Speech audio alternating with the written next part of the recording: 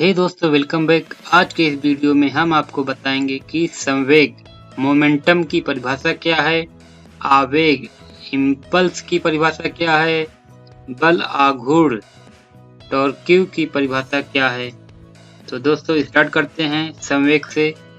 संवेग को इंग्लिश में मोमेंटम कहते हैं और इसकी डिफिनीशन है किसी गतिमान पिंड के द्रव्यमान और वेग के गुणनफल को उस पिंड का संवेग कहते हैं। किसी गतिमान पिंड के द्रव्यमान और वेग के गुणनफल को उस पिंड का संवेग कहते हैं।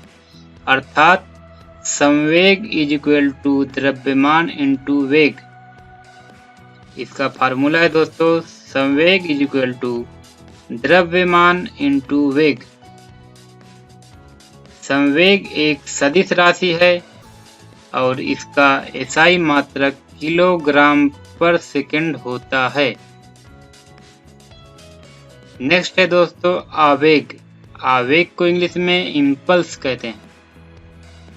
यदि कोई बल किसी वस्तु पर अल्प समय तक कार्य करता है, यदि कोई बल किसी वस्तु पर अल्प समय मतलब कुछ ही समय तक कार्य करता है, तो बल और समय के गुणनफल को उस वस्तु का आवेग कहते हैं।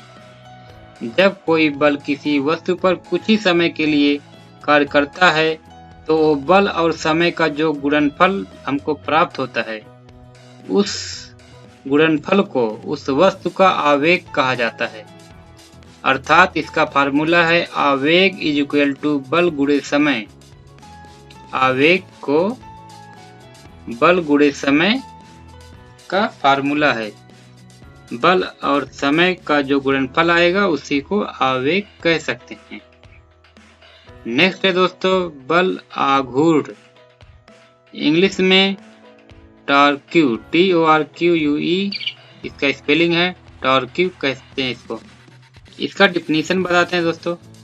किसी बाहरी बल की वह प्रकृति, किसी बाहरी बल की वह प्रवृत्ति जो किसी पिंड को किसी अक्ष के परितः घुमाने का प्रयास करता है, बल आघूर्ण कहलाता है।